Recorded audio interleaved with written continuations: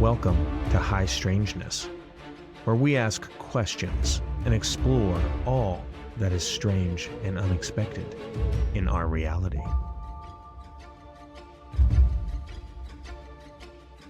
Welcome to High Strangeness. I'm Tony, and this is the place where we talk about all things strange and unexpected in our reality. Today, we're going to have a roundtable discussion, and I have two returning voices, Anthony and Bill. How are you guys doing today? Delightful. Wonderful. Good. Yeah. I know, Bill, you just lost a bet on something. And No, I forgot to even tell you. It gets even worse. I just told you I just lost the $400 on a half a point. Yeah. I didn't tell you because I didn't call you yesterday or Sunday because I was pissed after the Eagles game. All right, don't tell me about it. Saquon Barkley. Remember that run at the end where he stopped and knelt down? Yeah. If he got that touchdown, I would have won two bets at $900. Oh, my gosh. I had him in two different bets to score a touchdown. At he cost me $900 freaking bucks. That guy. Why would you do that? Okay, you guys out there, we are taping in the earlier part of January, so we just got done watching the Eagles' first playoff game where Saquon Barkley took a little slide to be nice and not score that last touchdown, and it looks like Bill lost some money. Wasn't nice. But other than that, how are you guys doing? Pretty good today? Good. Doing good. Enjoying the new year. Yeah, are you guys ready to... Pretty soon we have a new president coming in, and hopefully all works out there. I'm excited for $1.50 gas. Yeah. Let's hope that comes back. Let's Well, see, right? if we buy Greenland, it will. Yeah, that's true. Okay. Well, I know we're kind of be short on time, so I'm going to run through and get things going. In past episodes, we've talked about all kinds of things. We've talked about our favorite superhero. We all agreed that we love Superman or other good superheroes, but Superman was the one we three liked. So I want to ask you another question today. This is strictly alien UFO type films. What was your favorite or has been your favorite movie that's either a UFO or an alien movie? How about Anthony? Why don't you go to you first? My favorite one is Signs by M. Night Shyamalan. Because I didn't actually like thrillers or scary movies up until that point. That was the first movie that I saw that was a quote-unquote scary movie that I loved. And so when you took me to see that in theaters, I was actually pretty scared. I don't remember if I showed it or not, but I didn't like scary movies. And I remember being in that theater and just having so much fun, like hearing other people scream, and I just love that film. So that gives me a huge interest in UFOs, extraterrestrials, but also, kind of inspired me to want to, make little movies and stuff like that going forward. So anyway, that's my favorite thriller. It was a good one. I liked it too. Was that the one with Mel Gibson? Yeah. That was in the good crop one. circles. Yeah, that was a good one. Yeah. That was a good one. Well, how about you, Bill? What was your favorite or has been your favorite one? I like a lot of them, to be honest with you. I got quite a few, but I like War of the Worlds. But I like the old version. That's what I was going to ask. Yeah, I love the new one because it's more modern and technology and all. But I like the old one a lot. The one from 1956. Yeah, I like that one. But I also like Independence Day was a little over the top for me. Mm-hmm. But there's another one called with Jodie Foster in it. It's called Contact. Oh yes, that's a good one. Yeah. I like that one. I feel like the movies used to be like that. Like there's quite a span between Contact and Signs and War of the Worlds and stuff like that. I feel like all the movies now, all the UFOs or all the extraterrestrials are like spiders, like giant spiders. Right. Like every movie that comes out. So I liked some of the dynamic from those past movies, a little more creativity. But my all-time favorite, and I watch it every single time it's on. What's that? Close Encounters of the Third Kind. There you go. Yeah. Every single time. Such a good one and a classic. I love that one. Well, filmed in 1977. Yep. Steven Spielberg. How do you say his last name? Spielberg? Yes. Spielberg. Spielberg. The effects of that time were incredible. We're ahead of the time. But and there's a lot of belief that that's based on something that really happened. Yeah, Devil's Tower in Wyoming. Yeah. I mean, we'll probably talk about that in another time, but yeah, there's that. But I don't know if you know this. Spielberg has already arranged to make another movie like that. It should be coming out in 2026. Oh, I didn't know that. And so a lot of people are kind of curious and holding their breath because they think that it's going to be another one that could possibly be pointing to something that did happen. So Does Richard Dreyfuss come home? I don't even know if he's probably in a wheelchair by now. Well, remember, he went on the ship. Yeah. He was one of the... You know, that's a good point. I wonder what would happen. That would be kind of neat. I got to rewatch that movie. I remember watching it years ago when I was like in middle school, and to be honest, I fell asleep. I haven't watched it since. Yeah, it's not a fast-moving film, but it's amazing. It's a great film. Yeah. So I'll tell you, for me, I'm a big Star Trek guy. I like a lot of things, but I love Star Trek a lot. But I'm with you.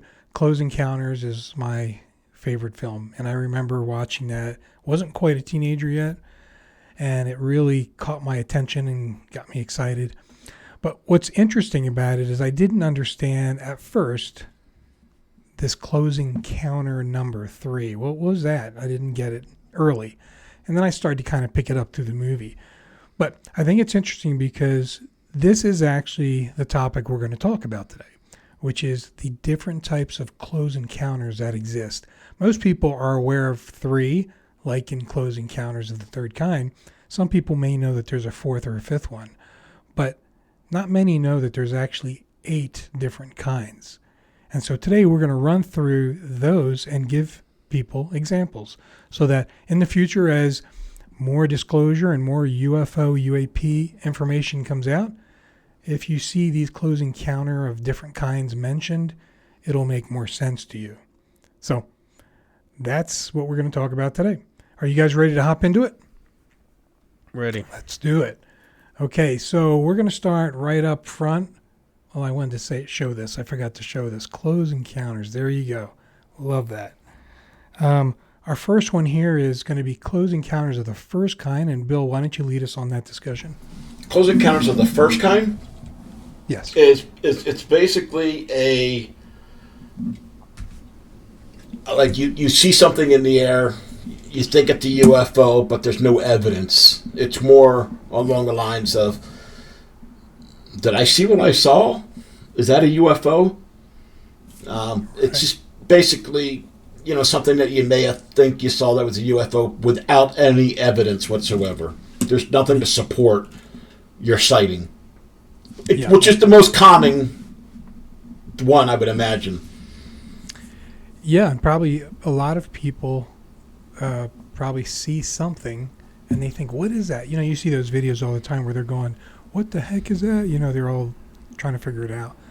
That would qualify as a close encounter of the first kind, right? That's what you're saying. Exactly.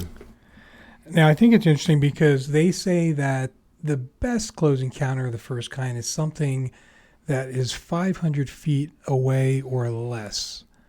But if it's 500 feet away, that's pretty close, really. So yeah, I was going to say, when things are so far, you see so many of those videos, is there really any way to validate them? Yeah. Minus something crazy happening on screen that you can't explain. Right. Now, as we look at some of these pictures on the screen now, the first 2 that I just sent were kind of what Bill explained. They're there. You kind of go, is that weird? What is that? You start seeing something like this picture here, still not completely clear what it is, but this is where you start to think, well, maybe this is something in the sky there. And this is an example of some close encounter of the first kind, but with better visuals. Like, these are things that were picked up by airlines and the military. And when you look at them, they're really pretty interesting. They seem, you can clearly see a structure with something around it, some kind of an aura. It doesn't tell me what it is, though. So exactly. that's it's like to me that's no evidence. It's something. Yeah. It's undisputed. It's like it's really unidentified. I mean that the one looks like a cloud. Yeah. One looks like a Chinese weather balloon. Yeah, I could debunk every one of these just about. Right. And I think that's the thing. Like, if it was something like this, maybe a little bit better, right? We saw that, we might go, if you're right under it, you might go, what the heck? That's something that looks a little bit more clear. But well, that and go ahead. And like the lights on the bottom of the ship, like if you were to see something that was difficult to make out, but you saw a number of them, like a cluster, then that would be a little more curious.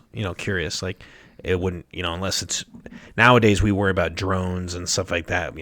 If several years ago, just a few years ago, we didn't really have to think about that or worry about that. But now you see a cluster and it's like, oh, is that drones or is that something else? It would have to be pretty spectacular. Yeah, you're right. Because drones really, it's pretty amazing what you can see when drones are out there. Yeah. They really can trick you. Yeah. So. Hey, just talking real quick about movies. So I just thought of a movie where it had multiple encounters in it. We're talking 1 through 7, right? Mm-hmm. Most movies are going to be close encounter of the third kind, fourth kind, whatever, right? But I know this is an all-time favorite of yours because it is mine, and we might have seen it together back in high school days or before that, whatever it was. Fire in the Sky. Well, yeah, that's right. That's okay. Right. That's going to qualify as one of these other close encounters here. Right, but it falls under multiple categories. True. Right? For the guy who was abducted, that's one counter, but for the other guys who ran, all they had was their word, hearsay, so would that be considered an EC1? Yeah. Because they had no evidence other than their word, their story. So that movie has multiple encounters in it. Yeah, that's a good point. That you're right. That would the other spectators or experiencers. You're right. Experience a different encounter, and they were all there with different experiences. Yeah, I agree. Well, this is interesting. I if I can find it, there is one video, and I'll attach it to this, where there is a sighting over the Dome of the Rock. Have you guys ever seen that? The Dome of the Rock in Israel? Yeah. The one that descends right on top and then goes and shoots straight up. It's pretty... I think I've seen that video. I'm not sure. It's pretty 100%. Cool. It's pretty cool. It's probably my favorite one.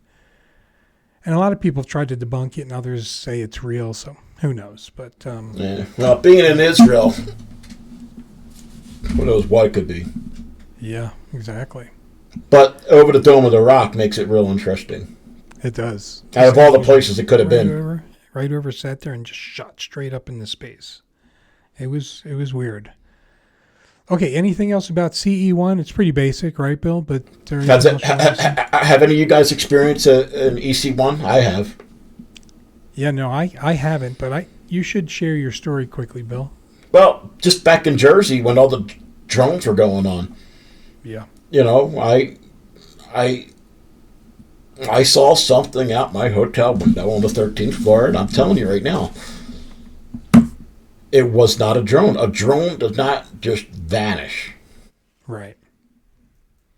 I remember when you told me the story and you said this, I thought you were talking about it happening in the evening. No, it was broad daylight, and it just vanished. It didn't just vanish out of sight.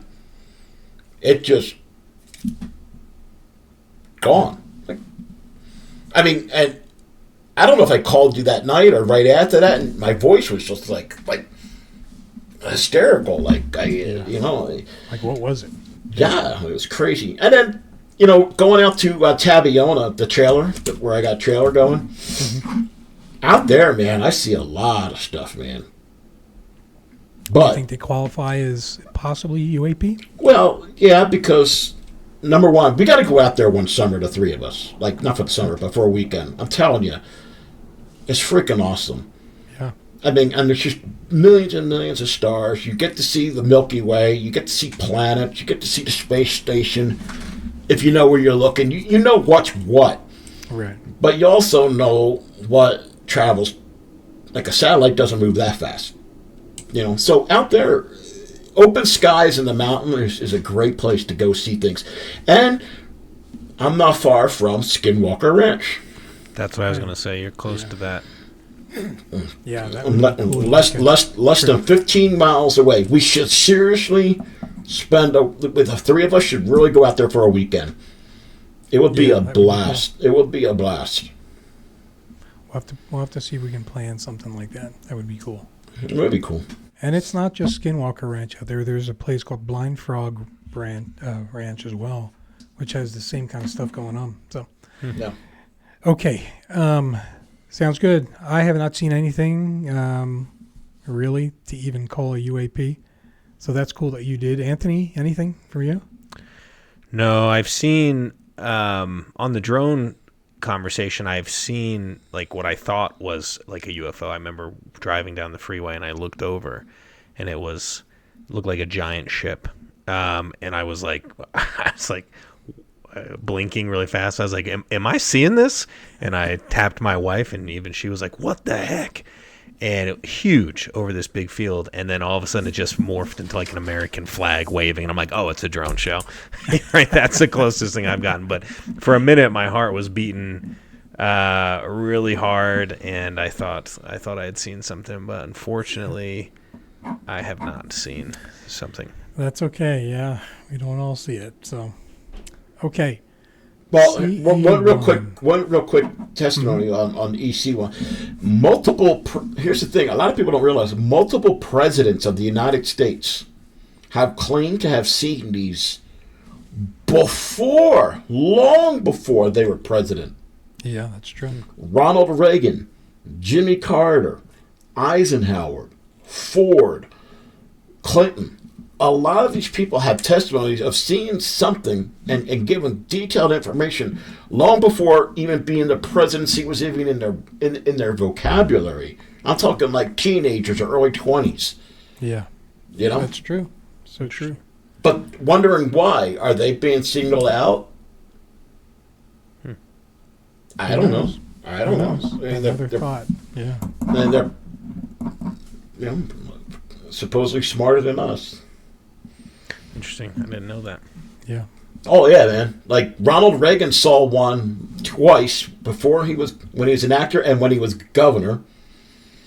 And then Jimmy Carter saw one when he was he's always been a peanut farmer. And then Eisenhower, when he was president, he supposedly had a meeting with aliens. Yeah, in Palm Springs, California. Did you know the story, Anthony? I didn't know about that one. I've heard stories of like former presidents, like President Trump or whatever, being briefed on and maybe even speaking with an extraterrestrial. But again, none of it's super weighted, so I just kind of take that with a grain of salt. In 1956, President Eisenhower was in Palm Springs, California, and he disappeared for like 12 hours, right? They said just him and him. Yeah, it was. I've told you this. I've told you this story before. With only 2 Secret Service agents, and they went to some bunker, and he had not a one-on-one, but a conversation. He sat and met. This is the story with ET extraterrestrials, and then he. I mean, the president just doesn't disappear for 8 hours. Yeah, that's strange. I mean, I've heard stories and even parts of a radio broadcast of someone calling in claiming that the government has met with some of the leadership of some of these extraterrestrials and stuff like that. Again, I don't want to sound like a crazy person here, but there's some stories like that happen where it's really questionable. Something's going on. And there's actually quite a few stories like that. That's the crazy thing. Yeah, that's a hard. Like you hear one story, it's like okay, you hear a couple stories, okay, but you start hearing several stories that all have commonalities. It's like, interesting. Makes you wonder. Is this a coincidence? All right. We are jumping into CE2, Close Encounters of the Second Kind. And, well, before we do that, I'm just sharing some other stuff here that's Close Encounter of the First Kind with our military. But now we're getting into Close Encounters of the Second Kind. Go ahead, Anthony. You want to lead us? Yeah, so it's funny. I didn't realize there were so many categories of close encounters. In fact, when you sent CES, I thought it was something else, thought it represented something else. So I wasn't quite sure. So it's been really fascinating to jump into this and read some of this. So CES2, or Close Encounters of the Second Kind, are where physical effects are observed. So the first kind is where, right, there's no physical evidence. The second kind is where there is physical evidence. And I looked up a few documented cases that I want to share with you. So in 1981 in France, it's Trans-en-Provence, France, a farmer witnessed a small metallic saucer-shaped object land in his yard. The object made no noise as it descended and stayed for a short while, then took off. After the event, the farmer noticed a circular imprint on the soil where the object had landed. So that would be our evidence. Yeah. GPAN, Gepan, I think it's some kind of, it's actually a government agency. It's a French government agency that explores and investigates phenomenon. They conducted an investigation, and they collected soil samples that showed unusual physical changes, including a higher than normal concentration of trace elements, suggesting some form of radiation or thermal effect had altered the ground. That's pretty strange. That's pretty strange. Hey, and before you go into your next example, just so that people know what this picture is in front of us, this is from the Skinwalker Ranch. Do you remember this episode when they saw an orb on the camera? And it went through and burned the side of a tree. And that's what this is. Didn't burn anything else, just that. Anyway, I wanted to share that before we move to a different picture. No, I think that's good, especially for those at home that can't, or that are listening that can't see. That's very interesting. Yeah. Another incident happened in 1971 in Kansas, Delphos, Kansas. A 16-year-old saw a bright glowing object hovering above the ground at his family's farm. The object was described as mushroom-shaped with a bright light. After it left, a glowing ring was left on the ground, which glowed for several days. Soil samples taken from the area showed it had become compacted and had an unusual luminescence. The incident was notable for the physical trace left behind, which was analyzed by scientists. Crazy. So that's strange. I mean, that's... Yeah, and you got to think what powers these objects or these vessels, right? Like, there has to be something emanating from them, right? So if you listen to Elon Musk and they ask him, like, they talk about electrical vehicles, and he basically says, yes, we can do a lot of things with electrical vehicles except rockets. And they said, well, why not? And he said, because something has to be expelled in order to push the rocket. Yeah. So there has to be matter or material that's expelled. So you think about these vessels, we're not seeing flames or fire or, engines like we know, but maybe there are devices that are pushing against nature or gravity, things like that. Something is being expelled to manipulate them so they start moving. So it's interesting to see this. Yeah, and in fact, with the impact or the effect on gravity and different things like that, yeah, it does. It can affect your body in different ways. And so here's an example on the picture of one of the examples of physical traces, and that's where animals are impacted. This also qualifies for another close encounter as well later, but this is an impact that has been seen on Skinwalker Ranch, for instance. Yep. And the next instance I have a handful here. I'll just go over one or two more here, but the next one happened in 1977 in Brazil, and this is one where there was physical effect to people. So there was a significant wave of UFO sightings in Colares, often involving crafts that would emit light beams. Many residents reported physical effects like burns, fatigue, and various health issues, which they attributed to these light beams. The Brazilian Air Force conducted an investigation and documented a number of these cases where people experienced these side effects.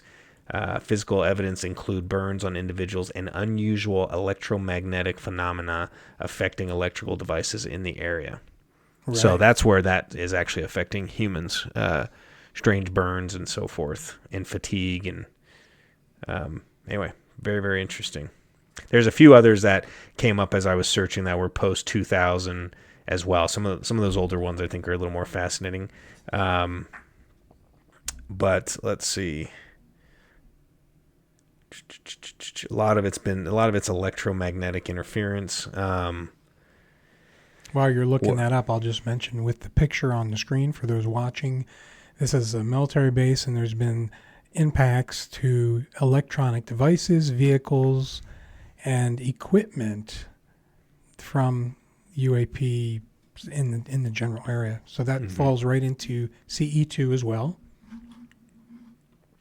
Yeah, the last one I'll say too, 2006 in U.S. in Chicago, Illinois, they actually closed down an airport because a number of United Airlines employees saw a metallic saucer shape hovering above one of the airport concourses, and then it ascended rapidly. It actually, the claim is, or the documented case is, that the object was claimed to have created a hole in the cloud cover when it ascended rapidly, which caused the airport to pause operations for a little while. So not necessarily a physical effect or something on the ground, but it seriously disrupted an operation, an airport operation. So it was major airport.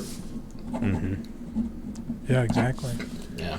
And just to kind of circle around to finish off CE2, this is what you're seeing on the screen is a missile, and there are examples of missiles being turned on and off in the United States and in Russia. That's been quiet. They haven't talked too much about it, but it is getting more and more. It's more known now because that information's been released. So it's affecting things that it should not affect, electronically, equipment, and then those evidences physically as well. Well, it's interesting too, like a missile being turned on and off, like it would make sense if you're on the phone and this causes a phone to cut out or to lose a signal, stuff like that, right? To me, that's what I would think would happen. But you hear the case, like you just said, about a missile being turned on and turned off. That's pretty specific. Yeah. And then you see shows like Skinwalker Ranch where iPhones are unlocking and opening apps and stuff like that. Like that suggests to me that it's some of these cases aren't just a byproduct of the technology, but they are maybe nefarious, or not even nefarious, but intentional access of technology. Yeah, and I'll just add to that the on and off of these missiles and systems are protected and governed by passwords and technology. So they're bypassing all of that stuff. So it's crazy. It's kind of scary that they could literally start a war. Right. Yeah. They haven't. So what are they doing, But they're definitely kind of tinkering and showing it to us and saying, hey, I got your stuff figured out. It's crazy. Well, if you think about the advancements in just quantum computing that we've talked about recently, it's like we're just scratching the surface of these computers that can solve problems that could take a human 100,000 years to solve or whatever, where they can solve it within minutes. And not to mention a species or civilization that has had that technology for a long time and has advanced that. Like they could probably come in and say, this 6-digit password, solve that real fast. Right. Yeah. Anyway. Pretty good. Okay, we'll slide into CE3, or Close Encounters of the Third Kind. And, we'll remember this picture from the movie Close Encounters of the Third Kind, but it is really the humans in the presence of extraterrestrial. That's what qualifies CE3 3. And it's seeing things, witnessing aliens, occupants, and seeing people in ships, things like that. And there's stories out there of that. There's for instance, I have in episode 61 through 63, people can go back and listen and watch that one, where I had a gentleman on who's written a book, who's actually been abducted multiple times, and he talks about this. And so it's crazy, but that's what CE3 is, hence the movie Close Encounters of the Third Kind, where they're in the presence of these alien beings, and you can clearly see them, they can see you, but I just wish more people could get a picture of it. There's not enough of those, right? There's a great book that I enjoy that's probably 20 years old now, but Aliens and UFOs is a book that was written by somebody who lived in Utah. And they give half the book is covering sightings and people that have experienced UFOs right here in Utah for the last 40 years. Tried my darnest to get a hold of this guy. I'd like to interview him, but can't get a hold of him. But it's a pretty good book, worth checking out. And then, of course, this story, right? Everybody's heard the story of green little aliens or grays coming in and abducting people from their room. And that really kind of leads us into the next subject, which is alien abductions. And there's a lot of stories out there of grays that will be the ones to do this. Now, if you look into this space of ETs and UFOs and aliens, there are a number of different species that have been talked about, and there's evidence and things like that of all these. But really, it's these grays, these types of guys that seem to be the one who enjoy abducting people the most, because most abduction stories involve these guys. And when you did that plenty of that, right? When you did that interview with that gentleman, did he, in a nutshell, specify why they might abduct? Like, why is it that this one particular species would want to abduct a human multiple times, especially? Right. Well, this, once again, it's a 3-part episode, 61 through 3. He talks about he was abducted by more than one type. And one of them was what are called Arcturians, which are a different race that are very, they're pro-human. They like us, and they are at a distance trying to help us progress consciously to a higher level. So he goes into all of that. So he was abducted by them first, and it was a positive experience. But then he also has experiences being abducted by the Greys, and those are not positive experiences. These are the ones where they actually do the physical, they check you out physically. You know what I'm saying? They do the whole put you on a table and tie you down and all these different things, and it's pretty unpleasant. And it's interesting because a lot of those abduction stories for the Greys, that's what they talk about, is those types of experiences. But for as long as people can remember, the Greys have been what has been the imagination of what an alien looks like. Even long before today's society, where we have iPhones, we got cameras, we got web cameras, we got Earthlink, we can pretty much see anything that we want to see if we look for it. The Greys have been something like back in the 30s and the 40s. I mean, everyone thought that was Martians. Right. It's always been the Greys. So I wonder if that metabolism has just been implanted in our head, that we assume that that's what they look like. Because back then, 50, 60, 70, 80 years ago, that's just what people assumed. And it's just been handed down the generation. And they may not look like that at all. It's true. In fact, there's a concept called screen mirroring, or mirroring screen, where they project an image to you, but they look quite different than that. And so we'll get into that in other episodes, but there is that which goes along with what you're saying, which is, people are seeing things, but is it really what's there in front of them? And it's an interesting concept for sure. Now, this picture right here, we see somebody being pulled up in the air, and that reminds us, and an example of this is Fire in the Sky, which came up earlier. This also is a guy here, right here in Utah, who experienced this. He was pulled up and taken away for a period of time, but they were loggers? Yeah, it was in Arizona, Flagstaff, Arizona. Yeah. And so his friends that were with him saw this and then took off. Yeah. And so that's its own story, but that's an example of CE4, which is an abduction by ET. Yeah.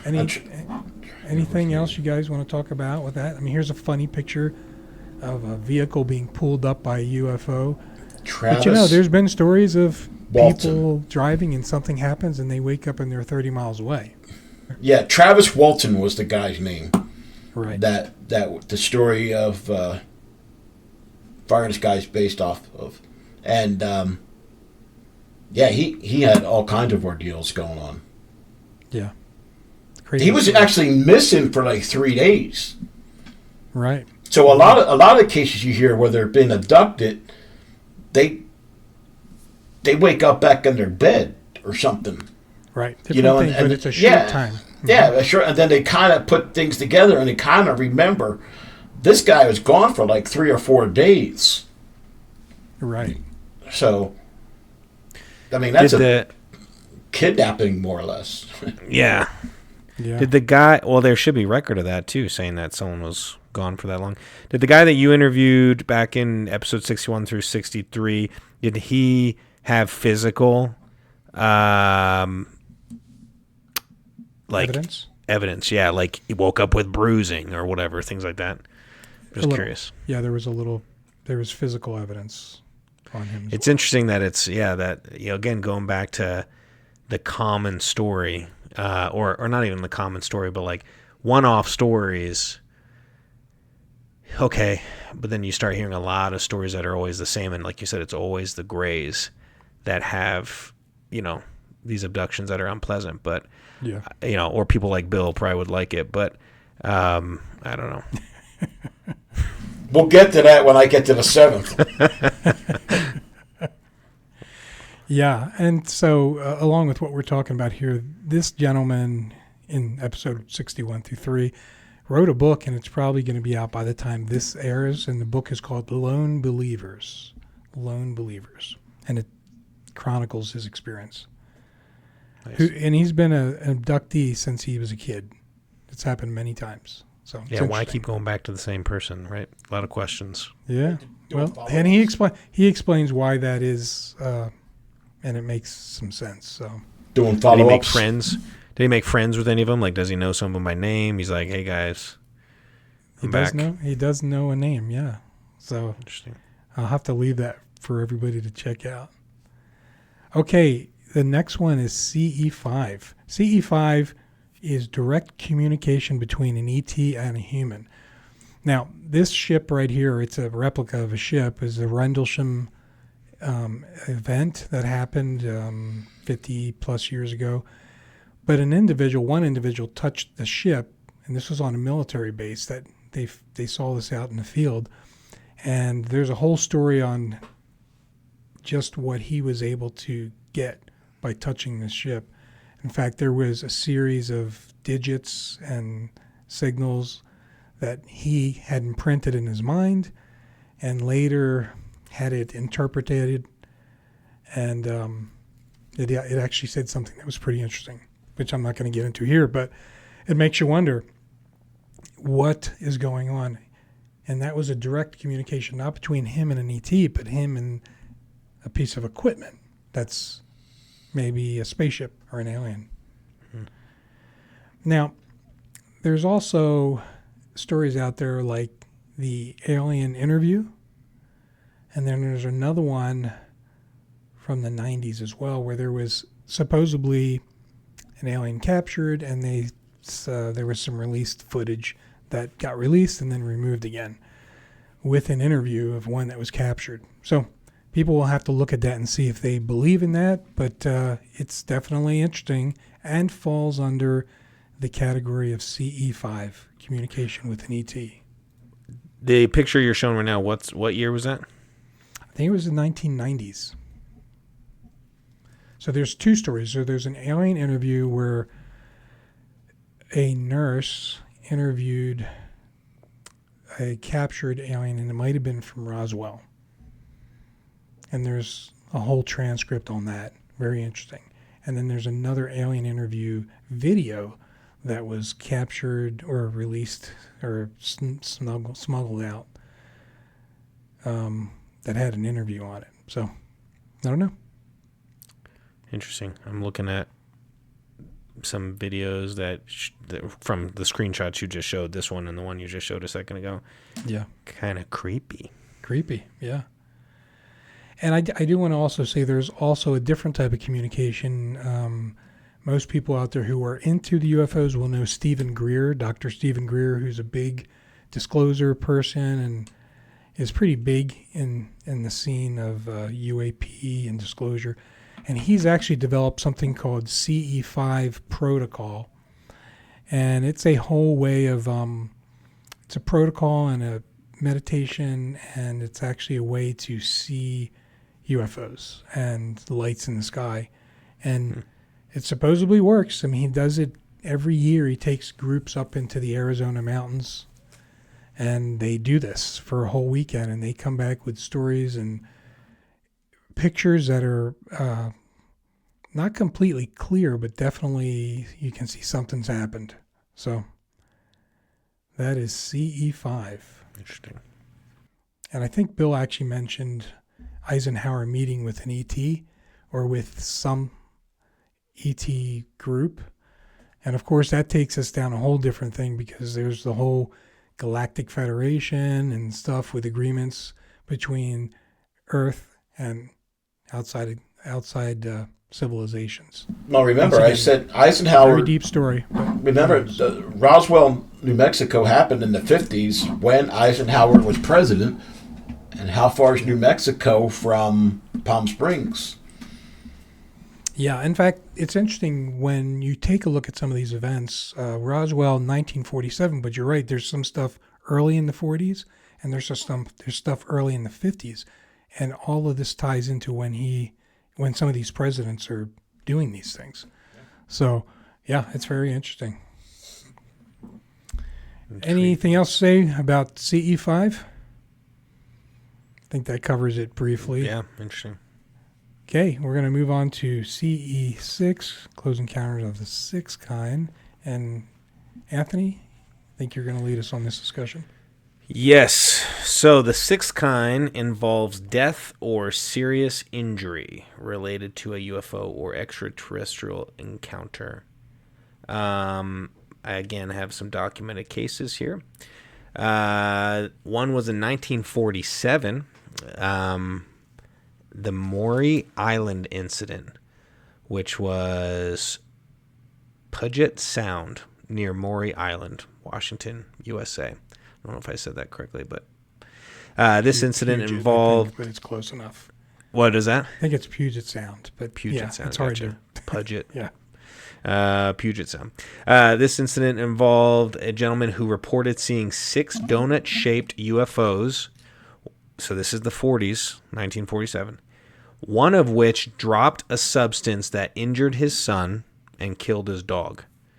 Shortly after this encounter, there was a mysterious plane crash that killed 2 Army Air Force officers investigating the case, which some link to this incident. Although controversial, it often is cited as a CES due to the deaths involved in the injuries. So that's interesting. Yeah. 1947. So there was there was no drones back then, or that we know of. Obviously technology was a lot different. Okay, 1953, another old one here. Near Sioux Locks, Michigan, an F-89C Scorpion jet piloted by Felix Moncla and radar operator Robert Wilson was scrambled to intercept an unknown radar blip. The jet and the UFO blip merged on the radar, and both disappeared. No wreckage was found, suggesting a possible catastrophic collision or abduction, leading some to categorize this as CE6. Yeah. Yeah. Interesting. So they saw where it happened, disappeared, and they still couldn't find any wreckage. That always fascinates me that they couldn't, they can't find anything. Another disappearance here. There was a routine flight down in Australia in 1978 over the Bass Strait. And it was reported over the radio that this plane was, a pilot reported that he was being followed by a strange aircraft with 4 bright lights. His last transmission included sounds of metallic scraping, after which he and his Cessna 182L vanished. No wreckage has ever been found. Crazy. Yeah, so it's like they're abducting a whole plane. I don't get that stuff. Last one here, 1980, Huffman, Texas. Betty Cash, Vicki Landrum, and Colby Landrum encountered a diamond-shaped object emitting intense light and heat. Following their encounter, they suffered from severe health effects, including radiation sickness symptoms, which not directly causing death, the severe injuries and subsequent health deterioration of Betty Cash she passed away in 1998 from cancer, which she always attributed to this encounter.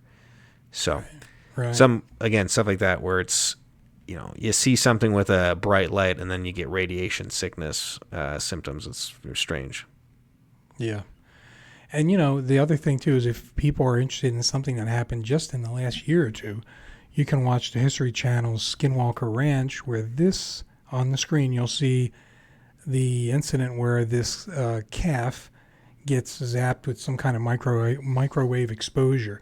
You see it on the film, a UFO's up in the air above it, and then you see this calf just running in circles, and when they run out to try to see what's going on, it had hemorrhaged inside its brain, and its eyes became like this, and it almost blew out their eyes. Jeez. And that was right there on an episode that you could watch. So, this is an example of CE6 again, and it's crazy. Yeah, stuff happening. Yeah, there's stuff out there going on. And I just want to point people also to episode 59, where I interviewed Frank Joseph. And he wrote a book called Military Encounters with Extraterrestrials. And to me, if you really want to know what's happened with interactions between our military and UAP, this is the show to watch, episode 59, and this is the book to get. Because I had no idea what I learned by reading his book and that interview, that there was such an extensive amount of interaction between us and them. And his point in the book and in the interview is to say, we've had plenty of exchanges with UAP, UFO, and aliens. The government doesn't talk about any of it. So very few people know about it, but we've had a lot of injuries and deaths because of that interaction. There's stories where we have flat out opened fire on these things. Like why you would do that, I have no idea. But they tried to take some of these down and basically got zapped. And the scene, for those who came and rescued the plane after it went down, because it was brought down carefully, the scene inside the plane was pretty eerie, pretty terrible. And once again, he explains that. So once again, human deaths, animal deaths, that's CE6. All right. Once again, Rendlesham Forest, that's an example too, where years later, the people who were around that ship in the 60s, I think it was, several of them got seriously sick and wound up passing away with cancers that they attribute to this, and actually got payment from the government for being exposed to this thing. So it's crazy. All right. Sliding down to CE7, Close Encounter of the Seventh Kind. Bill, go ahead and lead us in that. Okay, Close Encounter of the Seventh Kind is a hypothetical scenario of in the UFO community. Typically, it is when an alien, extraterrestrial, will have a relations or against relations, sexual with human beings. This picture here is a remake of a TV show called V in the 80s. This was in the 2000s, I believe. And this is what they presented themselves as when they came. So people were like, they came in, they were like, we're here to help you, we're here to give you new technology, and people were falling in love with them. I mean, she's a beautiful woman, right, Anthony? Right, Tom? Yep. People were falling in love. But I sent you another picture, and underneath that is what they look like. Yeah. So you were actually hooking up with something like, that's what you were hooking up with. Yuck.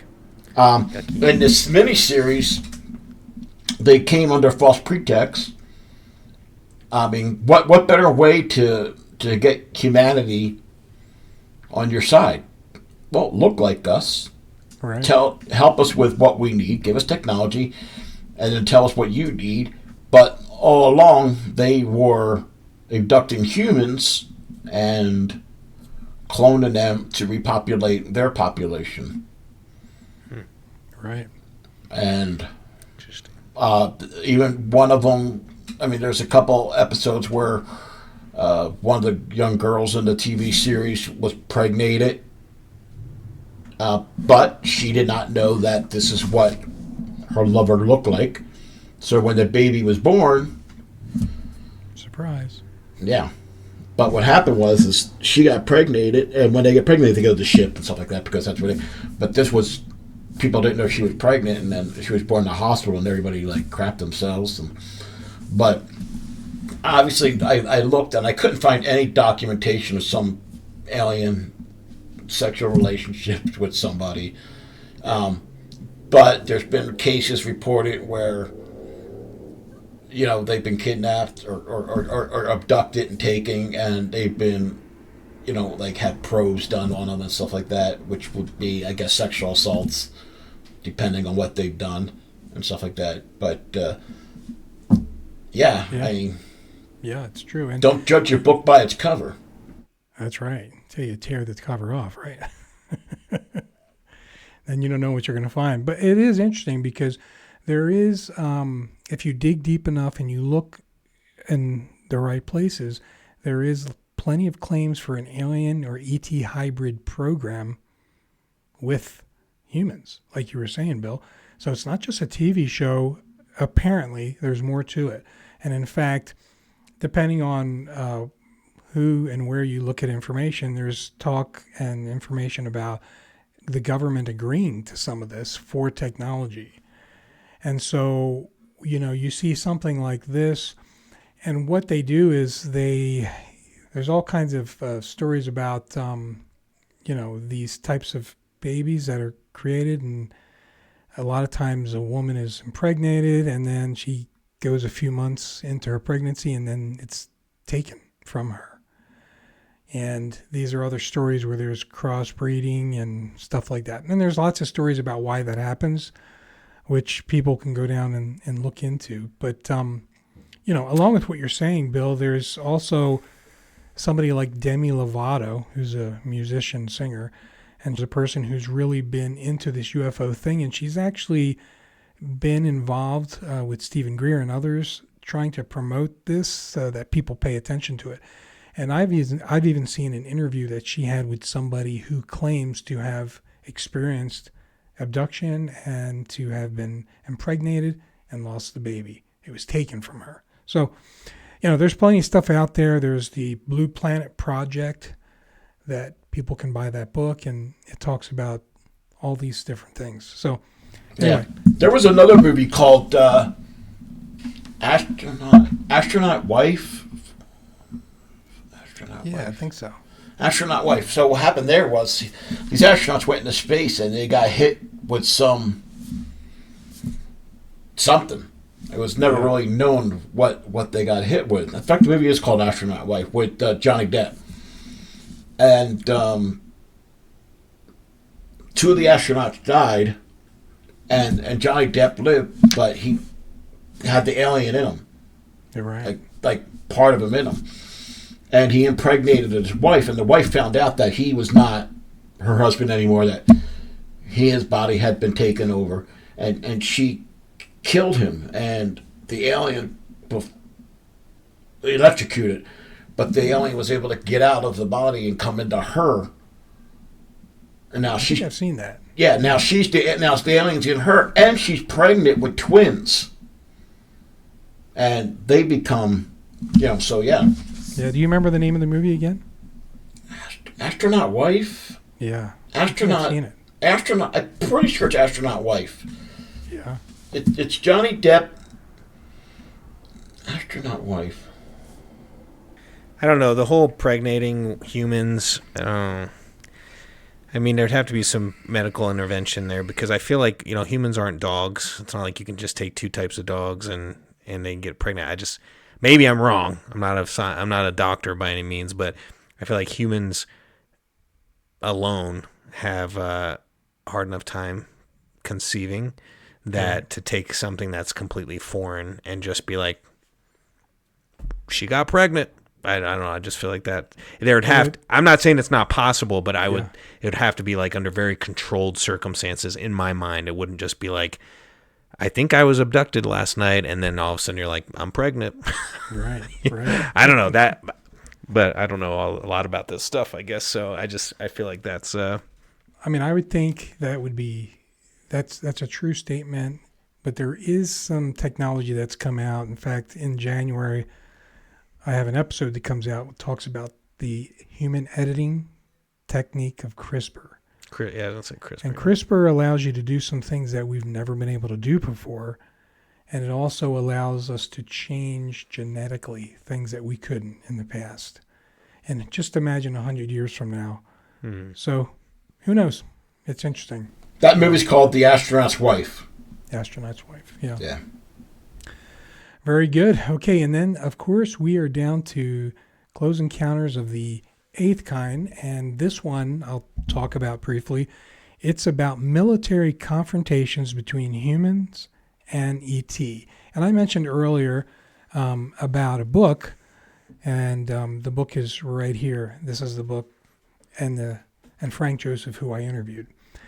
And he talks in great detail about all of our interactions and confrontations with ETs from probably the 1930s on. In fact, in the interview, he goes much further back than that, but the book focuses a lot on the 30s to this point. Definitely a good read. I enjoyed it. And it makes you wonder. Once again, we know that UFO and things like that, those things are happening. And it's tough to even get a disclosure that it is happening, even though there's a lot of people explaining what they've experienced. And then you have somebody, or you have the military who controls all the information, and they don't share anything. But when things get released or leaked, and in this case, with what the information that Frank Joseph provides in his book, it's pretty startling, like the interactions and exchanges we've had with ETs, if those things are true. It's crazy. Once again, that's in episode 59. One thing I think is interesting, and we've had this conversation in the past, is the correlation of upticks in sightings versus nuclear weapons. So I think, like, I just did a quick little AI search, and they said that there's some instances, a couple over, like, from 1500s to 1800s, like literally it listed 3, where someone talked about something that could be considered a UFO. But the first, they tested the first nuclear weapon in 1945, and then the first documented UFO sighting was 1947. And then ever since then, there's been tons of documented sightings, right? So it's that conversation of maybe we weren't just of interest, maybe we weren't interesting to these beings as they were passing by, and then all of a sudden we, built a nuclear weapon, something that was potentially a dangerous weapon if we could deploy it somewhere else, and then that's when these species started paying attention to us, going, okay, hang on a second, they're using this weapon against their own people. Right. We got to keep an eye on them in case they figure out how to deliver it somewhere else. So anyway, I don't remember some of the parameters around that conversation, but I've always been fascinating at that thought, is like, that makes sense to me, why they would be all of a sudden interested after certain, we've developed a certain type of technology that we use as a weapon. Anyway. Yeah, that's a good point. And it is true that there's a lot of UFO, UAP in that field, this area, talking about exactly what you just mentioned. We, the hairless monkeys, finally learned how to do something that's not only damaging to ourselves, but has the potential to destroy things outside of our planet and even impacts interdimensionals as well. Because apparently when those things explode, it ripples throughout dimensions. And maybe that's why folks or, UAPs are coming and checking us out. What's to say that aliens haven't been here before and given us the blueprints for the technology that we have today, including maybe nuclear, but there was an agreement, like, you know what, don't do it, but we went ahead and did it anyway. And you notice, as we get closer and closer to the threat of nuclear war, the sites and rumors of sightings around the world have increased dramatically. Yeah, it's very true. When there was no risk of nuclear war, like you barely heard about UFO sightings. But it seems like as we get closer and closer to that doomsday clock, the sightings keep going up and up. Maybe they're here to make sure we don't use them, or like you said, one took control of the missile, turned it off and on. Maybe they're here to remind us, like, we give, and we can take it too. Right. And this planet, it's a precious resource, and they may care for us, or they may be thinking, I don't care about you, but this is a really nice planet, don't destroy it. No, maybe they're really lonely, so they came over here to have sexual relationships. Right. Yeah. Well, maybe they know when this planet is going to be available, that's a good point. And they want to inherit this planet, but they want to inherit a planet that's not torn to shit. Yeah. Or blown to hell. So maybe they're points. Maybe they're just kind of like, I don't know. It's just anything's on the table. Yeah. Maybe they're like, you know what, man? You guys are going to kill yourselves by year 2050, and we're going to move in, but we want to make sure you don't blow it to shit before we get there. Right. Maybe they like pizza. They just came to try some of our food. Right. Well, that's why they were in Jersey. That's true. Right. You're getting a cheesesteak. Well, and I think as we get towards the end of this, I think it's important to talk about that for a quick second, which is these drones that are seen. There's a lot of stories about it happening in New Jersey, but there isn't a lot of talk. It's happening everywhere. It's not just New Jersey. It's happening around the world. So to your points, guys, about the increase in numbers of UAP, and maybe some are our drones trying to figure out what these things are, chasing them. Have you seen some of these pictures and videos of supposed UFOs hovering over the fires in California? Right. Oh, not over there. No, I haven't seen it over. Google it. Look it up. You'll see. Oh yeah, I did see something. There's fire clouds, and you see something shoot out of the fire clouds and kind of disappear.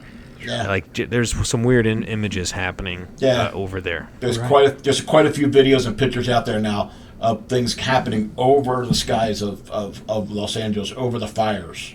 Right. Well, I'll have to check that out. Crazy. But as we kind of wind down on this episode, 8 close encounter kinds. Did you guys want to say anything to everybody out there before we wrap up about any of this? Or are we good? I mean, keep your eyes open because I want to see. I don't want some of those other ones, but the first kind I'm okay with. I would like to see something, it'd be pretty cool. But I've yet, I believe in it, but as of yet, I haven't experienced anything. I'm not an experiencer, so. I want to see a UFO land, and I will not run. Like Close Encounters of the Third Kind, I would not hide. Right. I would want to see it. I wouldn't hide. I'd probably get my, like Independence Day, how I came over the mountain. I'd probably get my family in the basement. I would literally go outside. I just wouldn't want to miss it. Yeah, it's amazing. Now here's my question. So they come and they invite you up there. Let's go. We'll have you back in 3 years. Yeah. 2 years. Whatever. Would you go? My personal answer is, if I were a man on this planet all by myself, 100% yes, but never because I can't leave my grandkids and my kids. Yeah, but I'm talking it's like no time for Earth time. It's just it felt like 3 years, but no time passed on Earth. 3 years for you, but when you come back, it's like the same weekend. Yeah. Would you go? If they can guarantee it and stamp it, sure. I would go depending on what they look like. And I would want to be like, let me look under there, make sure you're good. If they're the Nordics, he'll be all on board. But the Greys, I don't want to be with the Greys. I don't want to no lizards. But I would. Even the ones like the Close Encounter, they were great, but they were cute, man. They were like all little kids, Killers, but cute. No, they were friendly. They didn't hurt nobody. We know of that movie. That's why they never made a second movie. That guy can't come back. They killed him. But if they took people from the World War II and they brought them back, and they were people dressed in the 20s and the 30s on that came out of that ship that they took long before that, they were all fine. So obviously they take care of you when you're there. Yeah, I would go. I'd do it. I do. How about you, Anthony? We didn't hear anything come out of you yet. I don't know. It'd be a hard decision. Yeah, it's a tough. Because 3 years, even if it felt like 3 years to you, that's still quite a bit of time. That still feels, there's still feeling to that. I'd want to walk around their ship, be like, show me some cool stuff first. Even if I don't go, like, let me see some cool stuff. And I definitely would want to have conversations with them. Go live with them for 3 years, yeah. I mean, like you said, maybe if it's lizard people, no.